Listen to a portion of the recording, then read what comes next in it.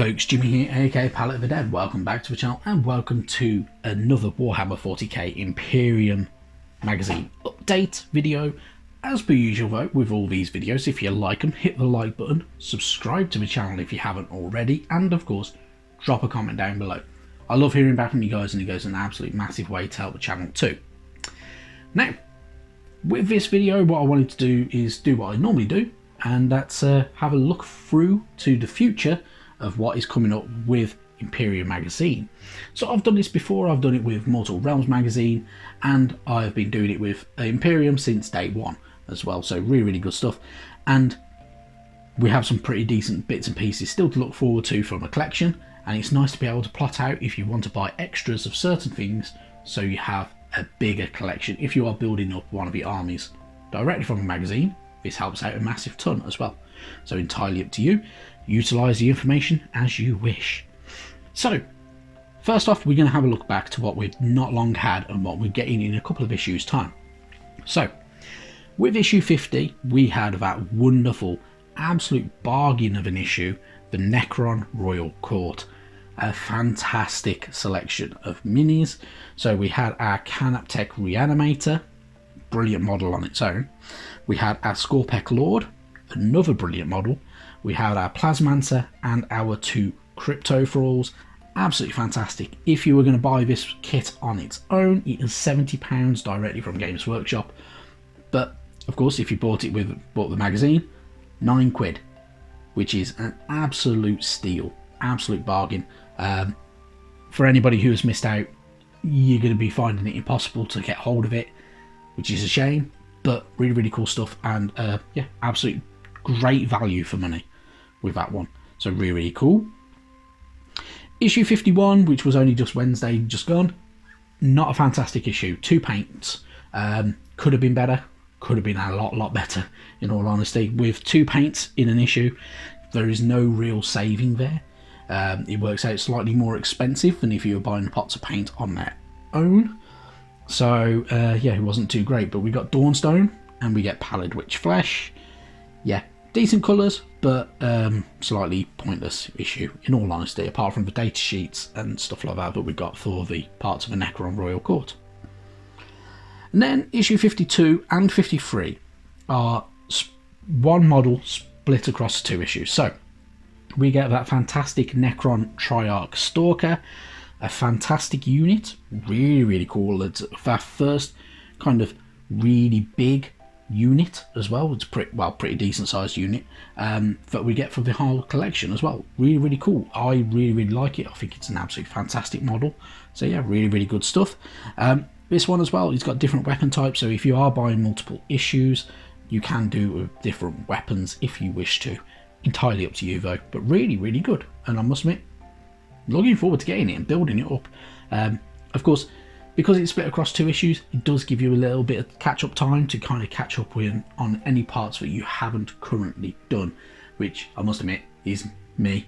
I haven't done some of it, so I do need to really pull my finger out and use the time wisely and get going with that.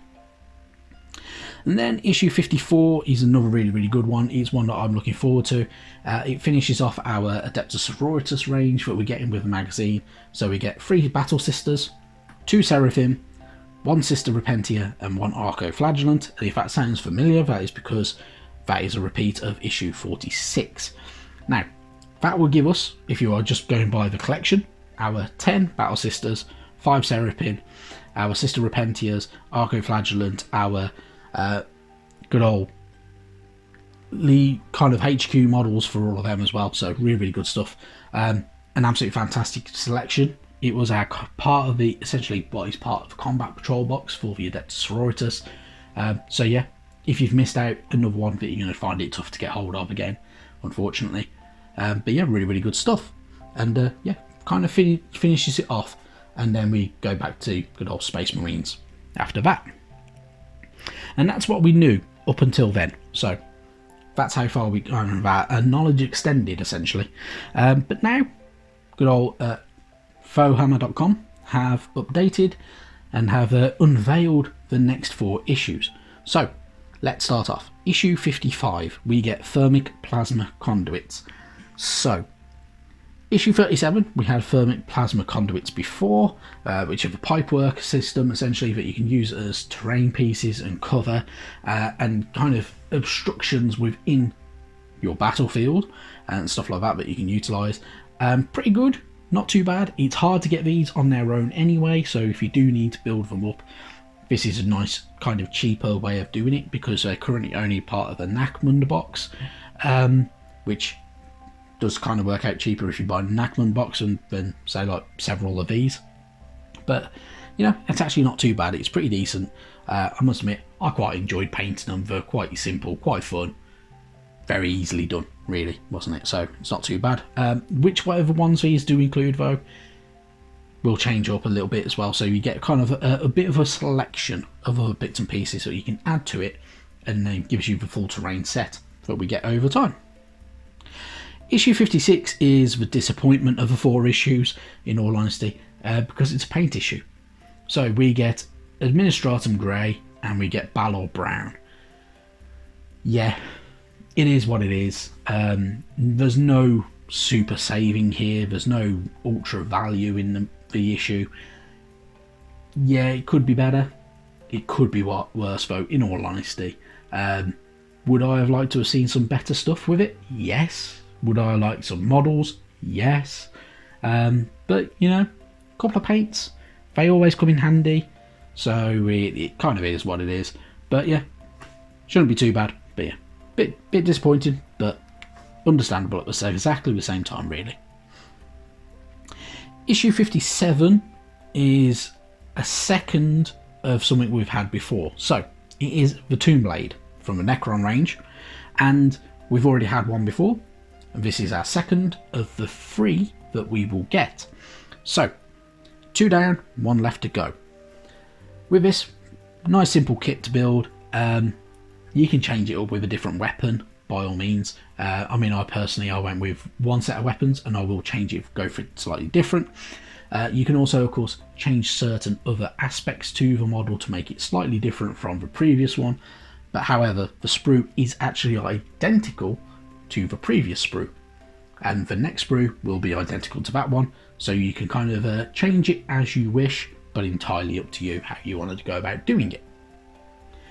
And then finally, issue 58 is another Necron unit. We get another Necron Canaptech Wraith. Now this is what you got with issue 45, although I must admit I haven't got it with issue 45 because I still haven't had my issue 45. Don't know what's happening with it. For people I buy my magazine from, they're chasing it up and trying to get hold of it. But yeah, it's been a bit of a nightmare so far. But, you know, maybe one day, who knows. Anyway, we get the Canaptech Wraith. Now, these are slightly different. So all of these are not identical sprues. So this is the second one of 3. And we will have a slightly different kind of build to it. So it was ever very slightly different. No idea which one of the 3 it is. So yeah, kind of just leave it with that. But yeah, really, really good stuff. And I must admit, I'm looking forward to getting it. I do like them models. I like the Spider. I like the Tomb Blades.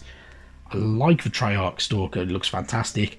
And the Wraiths look really, really cool and quite fun as well. So I must admit, I'm looking forward to getting my hands on it, painting it, and matching it to my army, and then bringing it in as well. So really, really good stuff.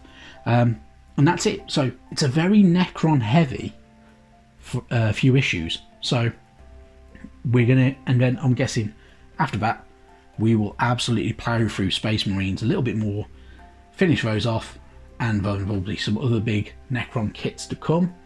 We're getting through the magazine quite heavily as well, so it's gonna build up steam as it goes, and we're gonna get some really cool units. Maybe a couple more bits of scenery, maybe, I'm not too sure, can't remember. But yeah, some really good stuff still to come from it, and yeah, quite enjoyable. Also, it's definitely worth looking out for if you are an Age of Sigmar fan. Stormbringer magazine is coming soon, so worth keeping an eye out for that, because it's going to be a good one. It's going to be good fun having more Stormcast Eternals from, like we did with Mortal Realms. We're going to get some Aurochs, so we're going to have Cruel Boys, we're going to have Ironjaws, we're going to have a Giant in there is Cadron Overlords, there are Sylvaneth, there's new the new Stormcast Eternals mostly as well. Loads of the new Age of Sigmar scenery pieces as well, so some really good stuff to look out for. I'm looking forward to it. It's coming very soon, by all accounts. So from everything I've seen, it is sometime this week coming. So keep an eye out for it if you're going to be collecting it. I am, and I'm looking forward to it. I can't wait. So should be really good fun. But with that said, thank you very much for watching, and I will see you sometime soon. Bye bye now.